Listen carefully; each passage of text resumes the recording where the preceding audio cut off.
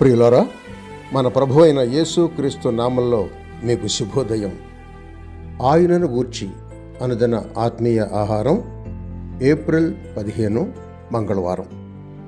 నేటి మన ధ్యాన లేఖనం యెషయా గ్రంథం 6వ అధ్యాయం 1-7 వచనాలు.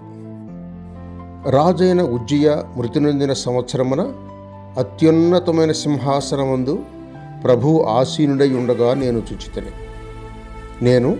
అయ్యో, నేను అపవిత్రమైన పెదవులు గలవాడను, అపవిత్రమైన పెదవులు గల జనుల మధ్యను నివసించువాడను. నేను నశించితిని. రాజును సైన్యములకు అధిపతికు యెహోవాను నేను కనులారా చూచితిని అని అనుకుంటుని.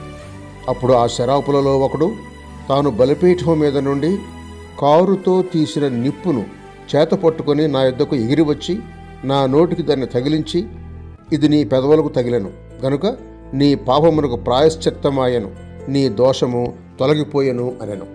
వ్యాఖ్యాన అంశం: ఒక బలిపీఠము, 2 సింహాసనాలు. మొదటి భాగం కృపా సింహాసనం. వ్యాఖ్యానం: యెషయా 6వ అధ్యాయంలో ఒక సింహాసనం చూస్తున్నాం. ఒకడు దేవుని సన్నిధిలో ఉండగా ఆయన సింహాసనం యొక్క కాంతిలో వాని నైజం తేటగా కనబడుతుంది. యెషయా దేవుని పరిశుద్ధత యొక్క వెలుగులో తన నిజస్వరూపాన్ని చూసుకున్నాడు.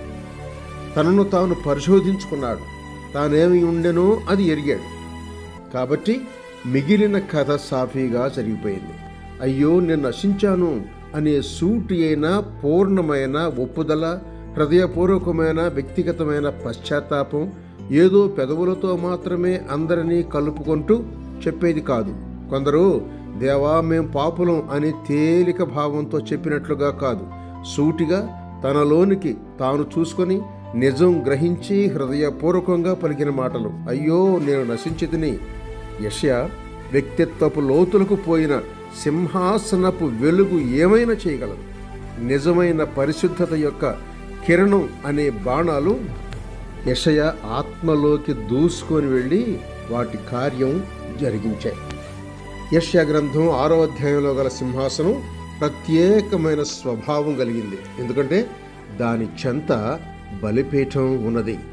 నశించిన వానికి ఈ సింహాసనం వద్ద కృప, రక్షణ దొరుకుతోంది. సింహాసనం యొక్క కాంతి ఏ దోషాన్ని చూపిస్తుందో దాన్ని బలిపీఠం యొక్క కృప తొలగిస్తోంది. అప్పుడు శరాపులలో ఒకడు తాను బలిపీఠం మీద నుండి కారుతో తీసిన నిప్పును చేతపట్టుకొని నా యొద్దకు ఎగిరివచ్చి నా నోటికి దాన్ని తగిలించి, ఇది నీ పెదవులకు తగిలెను కనుక నీ పాపమునకు ప్రాయశ్చిత్తమాయెను, నీ దోషము తొలగిపోయెను అని అన్నాడు.